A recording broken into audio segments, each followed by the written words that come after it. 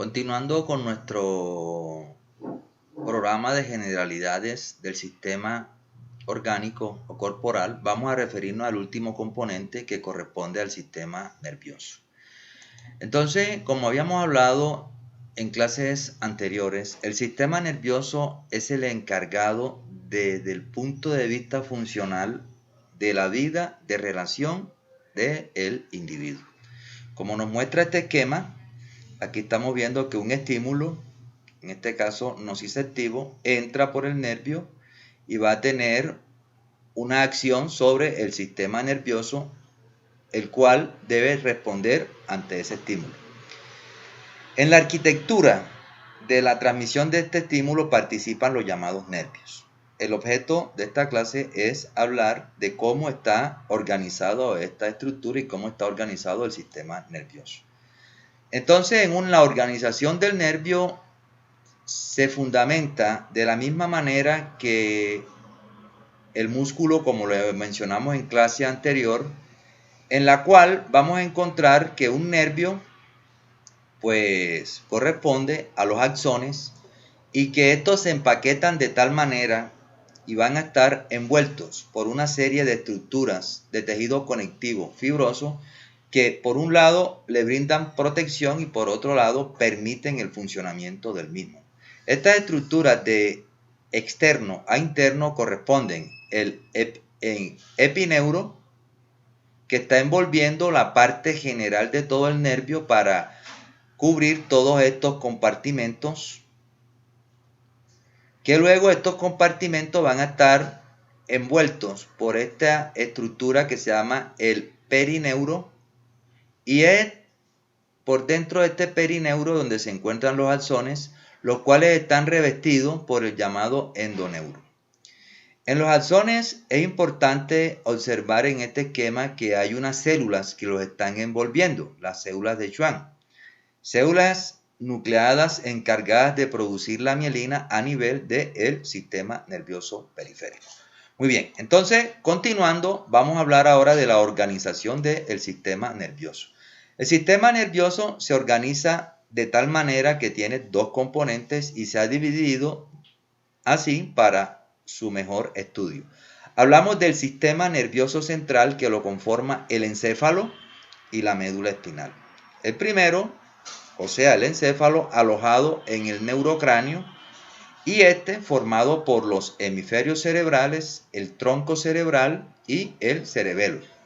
La médula espinal, por su parte, alojada en el canal vertebral y que va a tener regiones de acuerdo al sitio por donde se distribuye la médula, de modo que vamos a encontrar una región cervical, una región torácica, una región lumbar y una región sacrocoxígea, ¿no?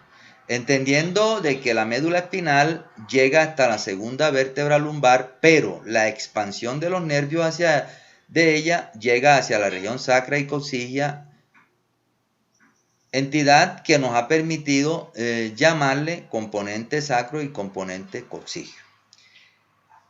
Partiendo del sistema nervioso central, se desprende el sistema nervioso periférico.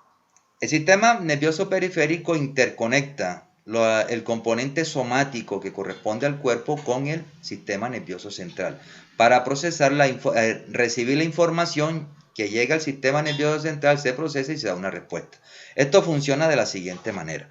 En primera instancia, vamos a encontrar que en el organismo a nivel periférico existen los receptores, estructuras encargadas de, como dice su nombre, receptar o recibir los estímulos, y por medio de una neurona llamada neurona sensitiva o sensorial, que corresponderá a la llamada vía aferente, esta neurona lleva la información hacia el sistema nervioso central a través de la médula espinal, y el encéfalo es el sitio donde se procesa esta información para darle una respuesta que debe ser emitida por otra neurona, que en este caso esta neurona llegará hacia un órgano efector, es decir, el órgano que va a dar la respuesta.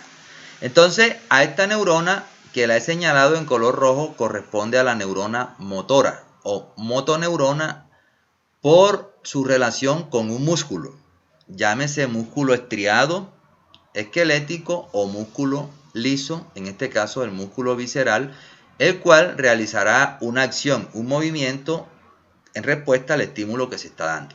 A esta neurona motora constituye la llamada vía eferente, o sea, la vía que lleva la información desde el sistema nervioso central, o sea, del encéfalo, sigue por la médula y finalmente irá hacia el órgano efector.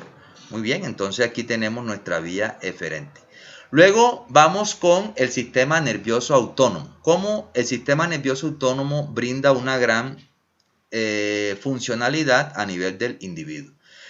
El sistema nervioso autónomo es el responsable de las funciones involuntarias que se realizan en el individuo, partiendo de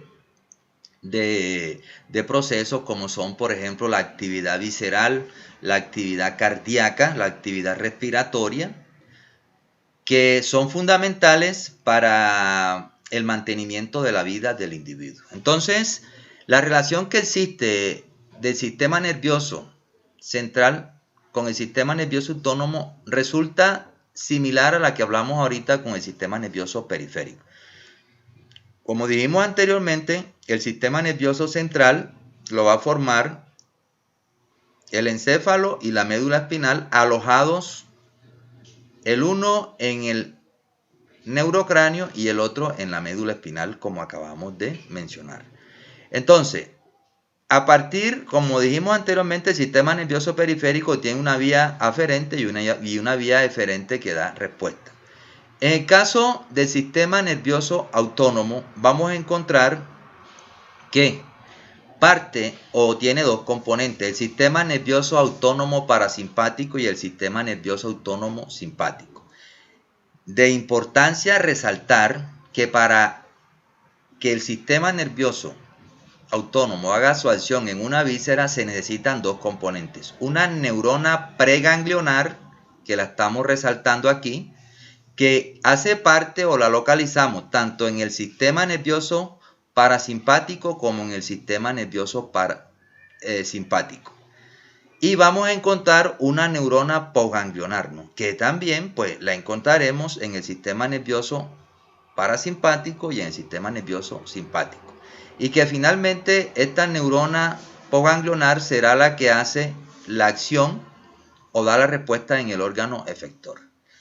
Las neuronas preganglionares del sistema nervioso parasimpático generalizamos diciendo que nacen ¿dónde? En el tronco encefálico y en la médula sacra, representada por el parasimpático craneal, que corresponde al nervio vago, y la médula sacra, que corresponde a los nervios esplácnicos.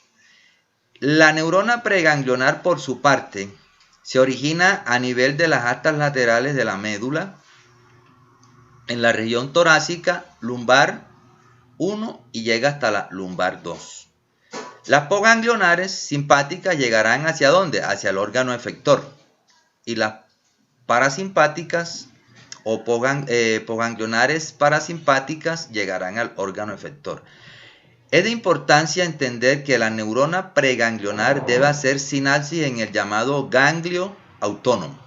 Que ese ganglio autónomo en el simpático lo vamos a encontrar ¿dónde? En la región lateral de la columna vertebral o en la parte anterior de la columna vertebral, para formar los llamados ganglios paravertebrales, que formarán la llamada cadena simpática, y los ganglios prevertebrales específicos para cada uno de los nervios esplácnicos, ¿no?, que van a darle inervación a las vísceras, ¿no?, estómago, hígado, intestino.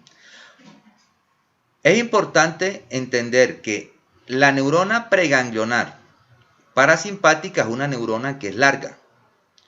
Cuando toca al ganglio, la neurona postganglionar parasimpática se encuentra inmersa en la víscera, por lo tanto es corta. A diferencia del simpático, que la neurona preganglionar va a ser larga, llega al ganglio simpático prevertebral y paravertebral y luego sale una neurona postganglionar simpática también larga para llegar al órgano efector. La comunicación de estas neuronas preganglionares con el ganglio y del ganglio con la postganglionar se da a través de una sustancia química llamada neurotransmisor. El neurotransmisor que interviene en las neuronas preganglionares simpáticas y parasimpáticas corresponde a la llamada acetilcolina.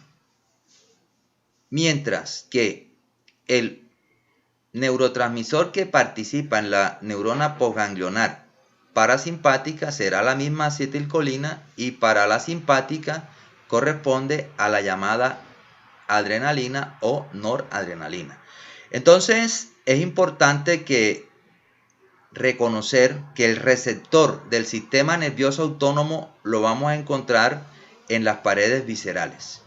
Por ejemplo, a nivel de la vejiga vamos a encontrar receptores o mecanorreceptores que estos se estimulan cuando se produce el llenado vesical que da la respuesta al cerebro para desencadenar el reflejo de la micción. Y el órgano efector será la acción de ese músculo liso, o sea, la acción que ejerce ese sistema nervioso, esa neurona postganglionar sobre ese músculo liso para permitir su acción. En este caso, si estamos hablando de la vejiga, será el músculo detrusor quien se contrae para permitir el mecanismo de ¿qué? El mecanismo de la micción. Entonces, de esta manera abordamos el panorama general, que es muy complejo, del sistema nervioso central, sistema nervioso periférico y el sistema nervioso autónomo. Entonces nos vemos en una próxima charla. Recuerden visitar el blog campemperoblog.blog.com.co.